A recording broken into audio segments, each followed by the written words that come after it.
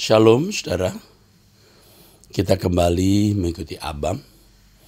Ini episode yang ke-508 ya.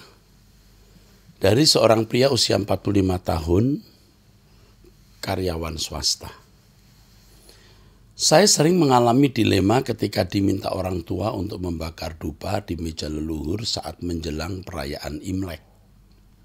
Apakah saya sebagai seorang Kristen boleh melakukan hal tersebut? Karena saya takut dengan membakar dupa, saya jadi meyakini tradisi Imlek tersebut. Memang sebisa mungkin untuk dihindari.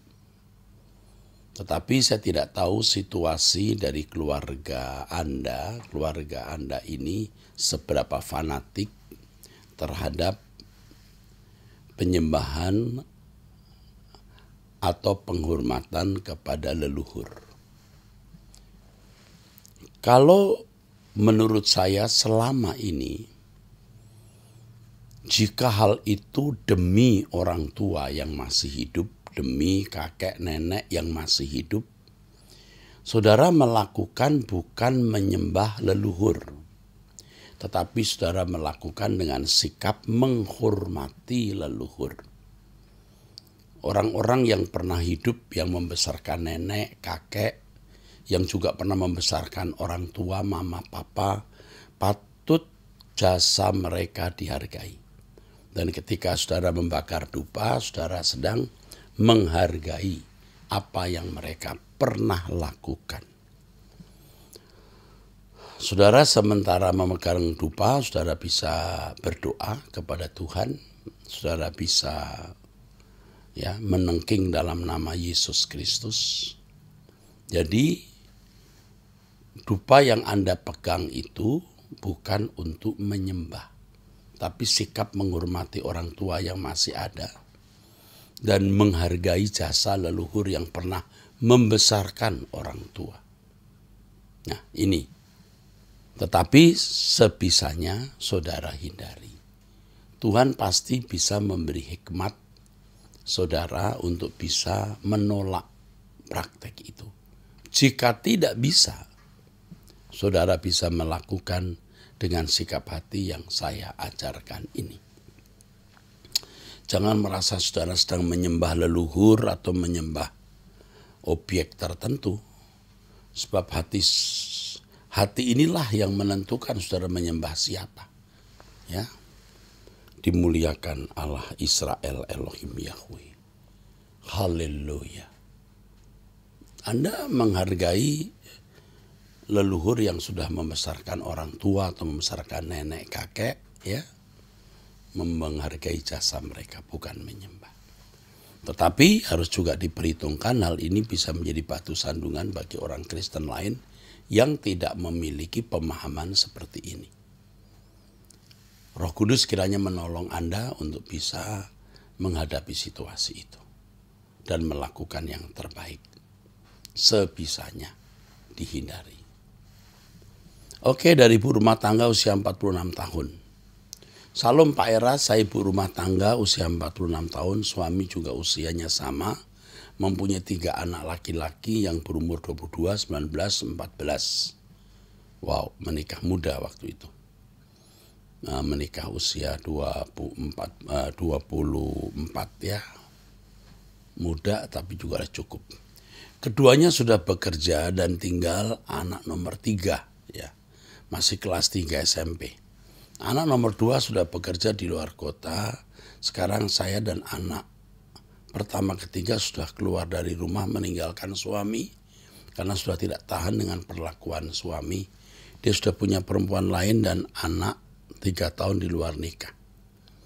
Awal ketahuan dia punya anak, dia berjanji mau meninggalkan perempuan itu, tapi sampai sekarang malah menjadi-jadi. Dan saya tahu dia sudah membeli rumah buat wanita itu. Saya pikir biarkan, karena itu juga tanggung jawab dia karena sudah punya anak. Tapi yang saya tak tahan, dia memakai narkoba dan suka main wanita panggilan. Dan sekarang dia sudah terikat dengan wanita setahun lebih tua dan punya anak dari wanita itu yang berumur 3 tahun. Dan dia semakin lama menekan, meneror saya dengan merebut uang koko yang saya jaga setiap hari. Padahal dia mampu dan punya pekerjaan yang lebih banyak hasilkan. Uangnya 5 kali lipat dari toko saya. Sejak awal Januari 22 ini, dia sudah tidak mau biayai kebutuhan saya dan rumah tangga dan anak sekolah, anak yang ketiga, dan malah mau merampas uang toko yang tidak seberapa bagi dia. Karena dia merasa toko itu dia yang rintis dan saya harus menyetor uang toko ya, bukan uang koko ya, uang toko kepadanya tiap bulan. Selain itu saya juga sudah mengalami KDRT beberapa kali darinya. Dan saya tidak melapor karena merasa kasihan membayangkan dia di dalam sel. Walaupun terkadang saya ingin sekali dia masuk sel jika ingat kejahatannya. Sudah genap 1 bulan terakhir ini, 23 Oktober saya keluar dari rumah dan kedua anak ikut saya. Saya tahu dia menekan saya karena saya menolak berhubungan badan dengan dia. Lalu suatu hari saya pernah melawan dia bicara. Dia marah besar lalu mengancam mau membakar semua baju-baju saya. Alasannya karena saya sudah membuang baju yang diberikan wanita itu dulu. Sewaktu saya keluar dari rumah itu bersama anak-anak, keesokan harinya dia menelpon kedua anak-anak saya dan berpesan pada saya untuk jangan pulang rumah lagi. Jika pulang saya pukul mamamu, katanya dia. Jadi saya tidak berani pulang lagi dan masih banyak barang-barang yang belum diambil. Tetapi 2 minggu kemudian dia membawa perempuan itu pulang dan jaga toko saya. Alasannya karena toko sudah tutup, tidak ada yang jaga. Jujur saya sakit sekali, walaupun ini keputusan saya keluar dari rumah, tapi saya merasa sakit sekali. Saya seperti dibuang, dilucuti, dipukul, mundur dari istana saya, dan dikuasai dan dikhianati oleh suami dan musuh terbesar saya. Tapi saya pasrah saja sama Tuhan dalam sakit. Saya bertanggung jawab atas keputusan saya sendiri. Yang saya tanyakan Pak Eras, karena kami masih terikat pernikahan, apakah saya boleh menuntut mereka berdua yang sudah leluasa berani memamerkan perselingkuhan mereka secara terang-terangan di depan umum? Jawaban saya tidak. Jangan ya. Jangan. Diam dulu. Ya. Tidak atau jangan dulu. 2, dan apakah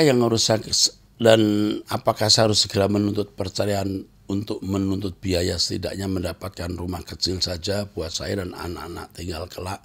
Saya jawab lagi tidak atau jangan. Sekarang yang penting kamu bagaimana mendapatkan nafkah untuk hidupmu, untuk makanmu dan sekolah anakmu yang ketiga. Jangan nuntut uang seperak pun dari manusia ini. Dia bukan manusia yang patut disebut manusia. Ya. Jangan menuntut apa-apa dari pria ini. Dia sudah kena narkoba, dia main perempuan, entah sudah kena penyakit atau tidak. Selama hidup bersama dia, Anda nanti akan punya banyak kesulitan. Ya, bisa terbawa-bawa. Anda jangan sekali-kali buka hati untuk pria, sebab saudara, kamu bisa didekati oleh pria setelah kamu keluar rumah ini. Iblis akan menggerakkan pria untuk bisa mengejar kamu, dan kamu bisa jatuh cinta, dan karena kamu balas dendam, kamu juga punya kebutuhan biologis, kamu mudah jatuh. Kalau ada pria dekat kamu dan sampai kamu menerimanya, itu celaka sekali. Karenanya kamu tidak boleh membuka hati untuk pria manapun dan jangan berpikir menikah lagi. Menikah lagi bagimu akan membawa bencana. Jadi yang kamu lakukan sekarang adalah kamu diam, cari hidup untuk nafkahmu dan anakmu yang ketiga. Jangan mengharapkan uang atau apapun dari pria ini. Kamu dirampas habis-habisan. Tapi Tuhan bisa mengembalikan semua kepadamu. Kamu harus mengandalkan Tuhan dan tidak memakai pikiran kamu sendiri. Inilah percaya yang sungguh-sungguh yang benar. Kalimat berikutnya ya, saya baca. Karena kalau saya diamkan berlarut-larut seperti ini, kemungkinan kelak kami tidak akan mendapatkan apapun. Oh iya, itu pikiranmu. Tapi Tuhan punya rencana lain, kamu percaya Tuhan. Sementara wanita itu yang sudah mendapatkan rumah baru, akan mendapatkan harta dan 2 buah rumah lagi yang atas nama saya dan suami. Oh, coba kalau dia sampai mengubah tanda tangan, itu pidana. Biarkan dulu, diam saja. Ada kemungkinan dia akan memalsu tanda tanganmu.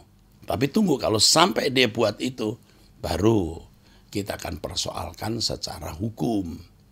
Atau kalau dia datang kepada kamu, dia memukul kamu, melakukan KDRT, kita harus laporkan polisi. Saya bukan mau merebut hartanya Pak, tapi saya hanya minta 1 rumah saja untuk saya dan anak-anak kelak.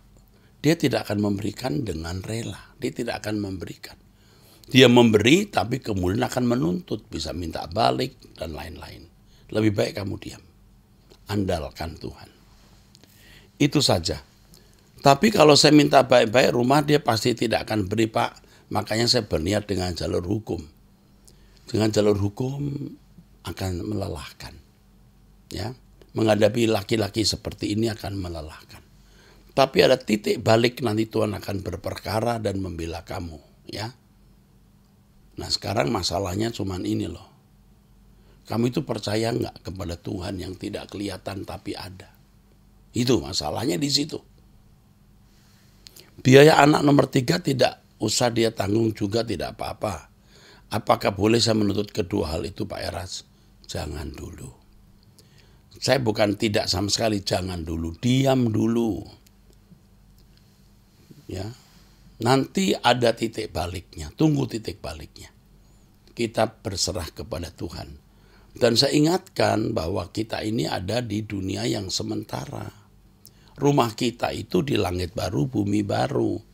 Nah apa-apa kita menghadapi masalah ini ya. Kita diperlakukan tidak adil, kita ditindas. Tunggu Tuhan bertindak. Apakah boleh saya menuntut kedua hal itu Pak Eras? Jangan. Terima kasih atas nasihat Bapak yang membantu menjawab kebingungan saya akan masa depan anak-anak. Masa depan anak-anakmu pasti aman di dalam berkat pemeliharaan Tuhan. Kalau kamu mendapatkan sesuatu dari suamimu ini, apa kamu yakin itu akan baik untuk kamu? Ya, nah, makanya harap Tuhan saja. Anak-anakmu akan dipelihara, dijaga Tuhan. Yang penting kamu ikut terus suara kebenaran, doa pagi, tiap hari jam 5, doa puasa jika ada waktunya doa puasa. Ya, Tuhan memberkati. Kita kembali ke pria. Ya. Ini tadi wanita, sekarang pria usia 17 tahun mahasiswa. Salam Pak Erastus, saya mendengar Abam dan juga khotbah pengajaran Alkitab Bapak. Puji Tuhan saya mendapatkan pencerahan. Saya juga menjadikan Bapak menjadi gembala dan Bapak rohani saya untuk mendekat pada Bapak Kristus Bapak. Maksudnya kepada Bapak Yahweh ya. Pertanyaan saya Pak, saya pernah menembak seorang wanita satu universitas dengan saya. Namun dia menolak perasaan cinta saya padanya dengan alasan tidak ada niat untuk berpacaran. Kamu umur 17 tahun udah melamar, artinya menembak ya, menyatakan cinta. Alasan tidak ada niat untuk berpacaran, tidak tahu benar apa tidak karena dia sempat berpacaran pada laki-laki lain, walau hanya sebentar lalu di end. Saya hancur hati dan sempat sedih hingga menangis karena sedemikian itu saya menaruh hati pada wanita itu. Wanita yang saya suka itu memang meminta waktu untuk menjawab lamaran saya. Emangnya lamaran. Kalau lamaran itu sudah menikah. Ya, mungkin kata lain bukan lamaran kali ya. Mungkin kata lain adalah permintaan saya, permohonan. Ya. Ya. Kalau lamaran ini sudah menikah, ada bapak ibu, ada wakil orang tua ya. Dia berpikir untuk minta waktu menjawab lamaran saya. Saya berpikir pasti ditolak, namun saya terus memikirkan hal positif dan selalu memperkenalkan profetik mengenai hubungan ini. Waduh, kok profetik? Nubuatan maksudnya. Dia mengatakan saya berak bahagia dan dia menghargai perasaan saya dan dia merasa kami tidak perlu bersama dan tetap menjadi teman yang baik. Jujur Pak, saya tidak bisa berkata apa-apa karena baru pertama kali saya menembak wanita dan 3 kali dilukai hati saya karena mencintai dalam diam wanita itu yang berbeda. 3 kali dilukai hati karena mencintai secara mendalam maksudnya ya. Dalam diam wanita yang berbeda namun semuanya tidak ada berhasil. Saya berjanji pada Tuhan bahwa tidak ada lagi wanita yang masuk. Jadi kecewa ini mungkin ya, menutup hati ya. Menutup hati saya. Dalam kehidupan saya kecuali Tuhan sendiri yang membukanya dengan memberikan jodoh yang Tuhan persiapkan pada saya. Bagus kan? 3 kali gagal lalu tutup hati. Lalu berharap nanti Tuhan yang akan bukakan hati orang yang bisa jadi jodohmu gitu. Jujur saya masih berharap sampai sekarang lah ya, masih namanya belum tutup hati ini kalau berharap. Kalau kamu masih berharap berarti hatimu belum bisa ditutup. Umur 17 tahun lebih baik kamu tutup hati dulu, kuliah dengan baik. Jujur saya masih berharap sampai sekarang pada wanita yang saya sukai itu, berharap dia mau menerima saya. Saya tidak ada rasa dendam walaupun amarah saya ingin membuatnya menyesal telah menolak saya. Namun saya tahan dulu karena itu tidak berkenan di hadapan Tuhan menurut saya. Terlebih lagi saya seorang pelayan gereja. Kamu seorang pelayan. Saya beranggapan bahwa dia dipengaruhi teman dekatnya karena memang saya pernah bermasalah dengan teman dekatnya itu. Namun saya meminta maaf dan masalah antara saya dan teman dekatnya sudah selesai. Apakah saya harus lakukan Pak? Apakah keputusan saya sudah benar? Apa saya mulai pendekatan lagi dengan wanita yang sukai ini? Apa saya harus membuatnya menyesal telah menolak saya? Caranya gimana? Caranya gimana kamu membuat dia menyesal?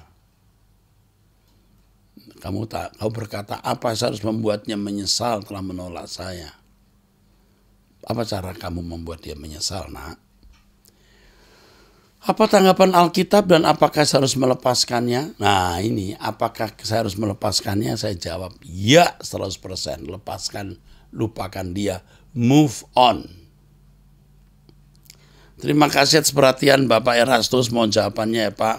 Tuhan memberkati sayang. Kamu ini pria usia 17 tahun masih muda. Kamu jangan cari masalah, jangan cari gara-gara. Firman Tuhan berkata apa? Jangan menggerakkan cinta sebelum waktunya. Jadi menggerakkan cinta itu ada waktunya. 17 tahun kamu belum pantas jatuh cinta. Untuk apa jatuh cinta itu? Untuk senang-senang. Tuhan memberikan eros itu ya, yang membuat seseorang tertarik pada lawan jenis itu untuk mandat prokreasi, mandat berkembang biak. Nah kamu menikah umur berapa? Coba sekarang kamu menikah umur berapa? Coba kau pikirkan kau menikah umur berapa? Ayo 25, 26, 27 itu sudah terlalu cepat, udah cepat ya. 28, 29, 30 itu standar ya. Masih 10 tahun. Kamu belum pernah pacaran kan? Kalau kamu sudah pacaran terlalu lama, seperti pengalaman yang saya lihat, saya dengar dari banyak orang, akan terjadi kejenuhan. Waktumu tergerus oleh hal yang tidak membuat kamu bertumbuh. Kalau memang wanita itu memang jodohmu, Tuhan akan pertemukan suatu hari nanti. Jadi kamu harus membuat sikap tindakan yang logis, realistis, dan bijaksana. Kalau kamu menikah usia 27 tahun, masih 10 tahun sekarang. Jadi masih banyak wanita yang kamu akan merasa baik, bahkan lebih baik. Nanti kau bisa menyesal pacaran dengan wanita ini, ketemu wanita lain, kok lebih baik, lebih cantik, lebih apa. Kamu akan menyesal. Mau putusin, salah, tidak tega, nggak putusin, kamu menyesal. Nah, begitu. Percaya sama Om Eras. Jadi keputusanmu sekarang harus move on. Lupakan dia. Forget her. Leave her. Tinggalkan dia.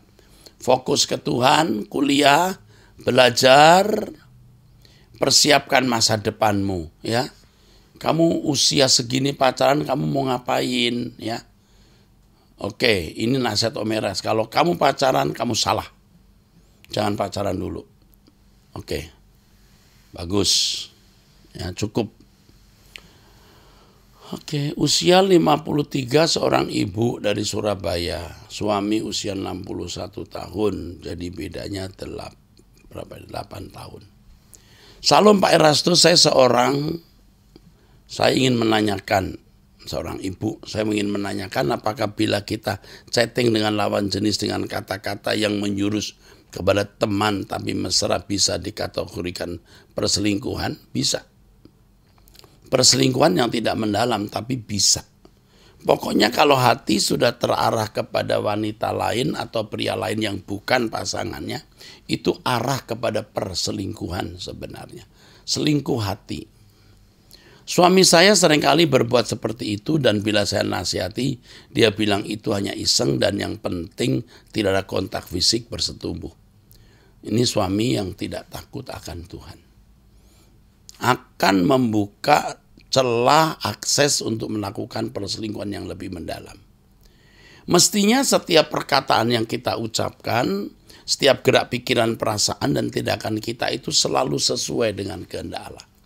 Satu kata yang kita ucapkan harus dipertanggungjawabkan, apalagi chatting.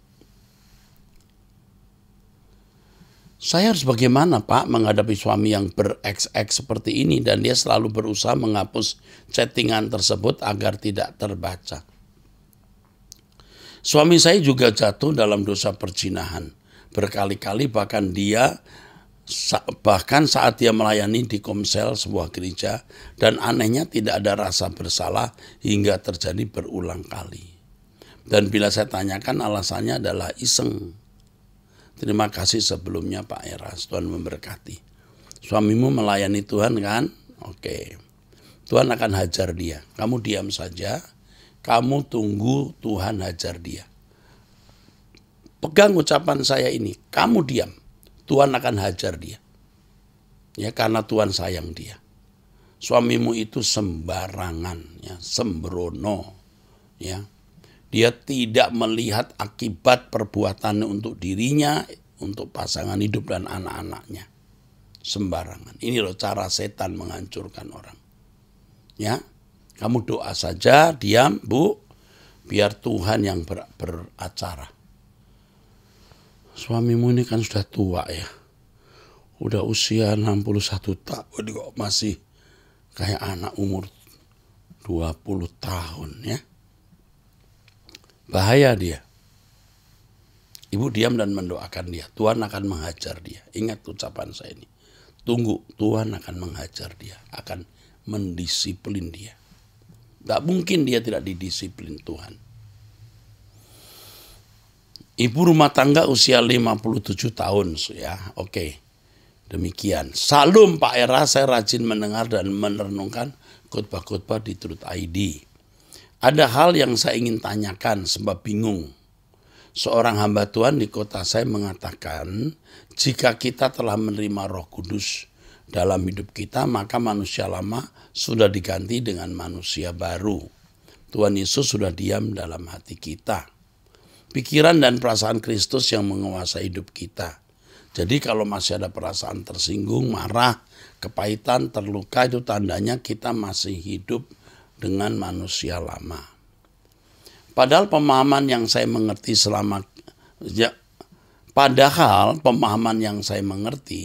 selama kita masih hidup di dunia ini, mematikan kedagingan dan meninggalkan manusia lama adalah perjuangan. Benar. Roh Kudus sudah ada dalam diri kita dan menuntun kita untuk membunuh manusia lama. Itu proses ya. Masih harus diperjuangkan. Hamba Tuhan itu berkata, kita tidak perlu berjuang lagi. Jika kita masih memperjuangkannya, berarti belum hidup dalam kuasa kematian dan kebangkitannya. Oh, saya mengerti. Saya sudah bertemu juga dengan pendeta seperti ini. Itu salah. Ya, itu salah. Memang diharapkan suatu saat kita tidak akan tersinggung lagi, tidak akan berbuat dosa sama sekali. Memang mestinya sampai di situ. Tapi untuk mencapai itu memang harus ada proses tahapan. Tidak secara psikologi dan secara instan, lalu juga secara supranatural, Roh Kudus diam lalu kedagingan kita mati dengan sendirinya. Tidak, itu salah. Ya, banyak orang merasa sudah benar padahal belum. Itu jadi munafik bisa atau tidak kenal dirinya. Ya.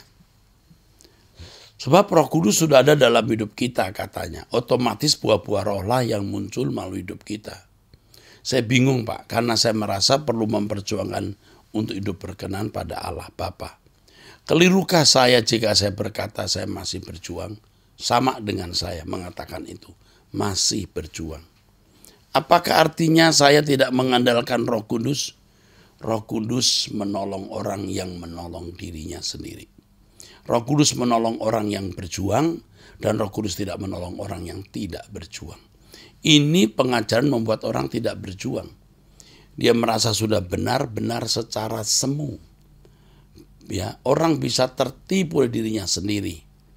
Saya sudah ketemu dengan orang-orang seperti ini memang tidak melakukan pelanggaran-pelanggaran umum, tetapi munafik. Artinya kesombongan rohani, merasa lebih baik. Itu pun manusia lama sebenarnya. Terima kasih Pak, berharap Pak Eras memahami kebingungan saya ini. Kalimat-kalimat yang saya tulis jauh dari teratur, maafkan. Tulisanmu bagus, sudah teratur ibu rumah tangga usia 57 tahun Bu. Tulisan ibu bagus, sudah benar ya. Jadi ibu sudah punya konsep yang benar dan itu dari apa yang pasti ibu dengar dari saya. Pegang konsep yang ibu telah miliki dan selamat berjuang bersama. Amin. Salam Pak Erastus, saya senang sekali mengikuti doa pagi dan khotbah Bapak. Dapat memotivasi saya untuk berkemas-kemas setiap hari. Pertanyaan saya, apakah kita semua berasal dari nenek moyang yang sama Adam dan Hawa? Jika benar, mengapa bentuk fisik orang Asia sangat berbeda dengan orang Amerika dan orang Afrika? Kulitnya beda sekali, warnanya ada yang putih, ada yang hitam sekali. Mohon bisa memberi pencerahan.